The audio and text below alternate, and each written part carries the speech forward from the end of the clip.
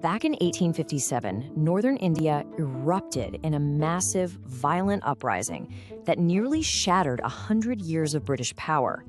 It all kicked off because of a rumor about a rifle cartridge, and when it was all over, almost 1 million people were dead. So, how did this all happen?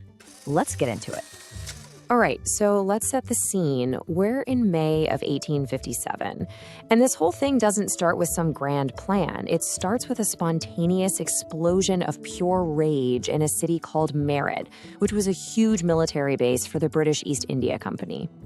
And the thing is, this all happened incredibly fast. On May 10th, the Indian soldiers, they were called sepoys, in Meerut turn on their British officers, shoot them, and bust their comrades out of jail. The very next day, they're on the march to Delhi, the old historic capital, asking the elderly Mughal emperor to be their leader. I mean, in less than a week, a small army mutiny had a figurehead and had captured one of the most important cities in all of India.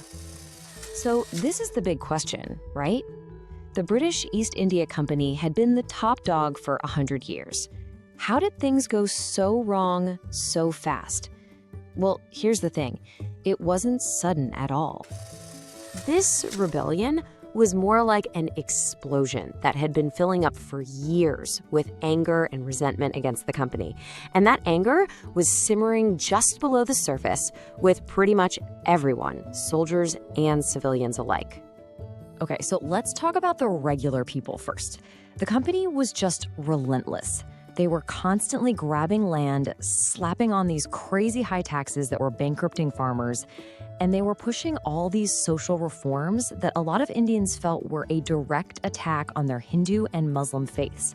There was this very real fear spreading that the British were secretly trying to convert everyone to Christianity.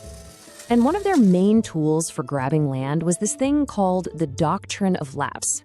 Now, for centuries, if an Indian ruler didn't have a son, he'd just adopt an heir. It was a totally normal, time-honored tradition.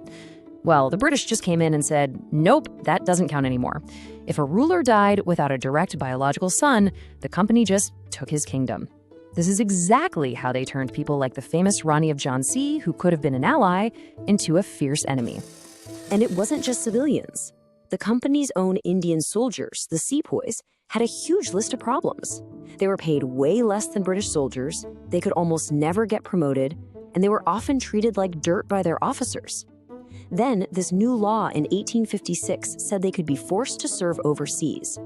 For a high-caste Hindu, crossing the ocean was a major religious taboo. It could mean losing your caste, your place in society. It was a massive slap in the face. So you've got all this anger just bubbling under the surface. Political, economic, religious, military. The whole thing was a tinderbox, really, and all it needed was a single spark. And believe it or not, that spark was something you'd never expect. The grease on a new rifle cartridge. Okay, so here's how it worked with the new Enfield rifle. To load it, you had to tear open a paper cartridge filled with gunpowder. And what's the fastest way to do that when you're in the middle of a battle? You use your teeth. You bite it open. This was completely standard practice. But then, this rumor starts spreading like wildfire. The grease that was used to waterproof these new cartridges was supposedly made from cow fat, and cows are sacred to Hindus, and pig fat, which is forbidden for Muslims. So for a sepoy, biting that cartridge meant committing a terrible sin, defiling your faith in the deepest way possible. They were literally being forced to choose between their duty and their soul. They chose their soul. So the rebellion explodes across northern India. The British are caught off guard at first, but when they finally mobilize and hit back, they hit back hard. The crackdown was every bit as brutal and violent as the uprising itself. So let's look at the numbers. On the British side, around 6,000 people were killed, and that includes both soldiers and civilians. And the stories of what happened, especially the massacres of civilians, created this huge cry for revenge back in Britain. But that number is nothing compared to this one.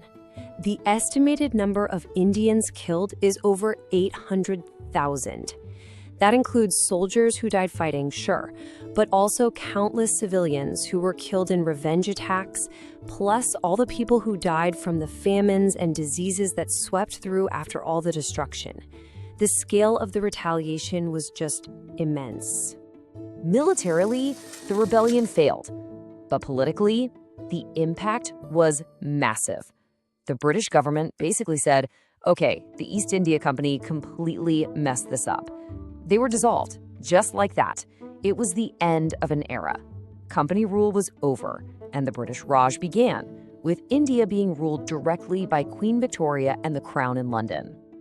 This brings us to the big debate that's still going on today. What do we actually call this event? Because the name you choose says a lot about your perspective on the whole thing.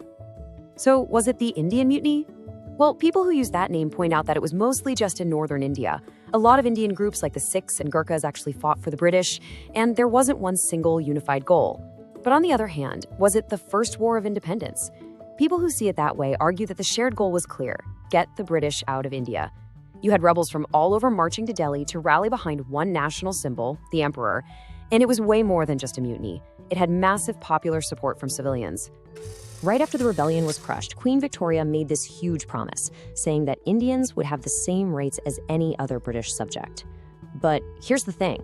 When those rights and that equality never really showed up in the decades that followed, this very promise became a rallying cry for a whole new generation of Indian nationalists.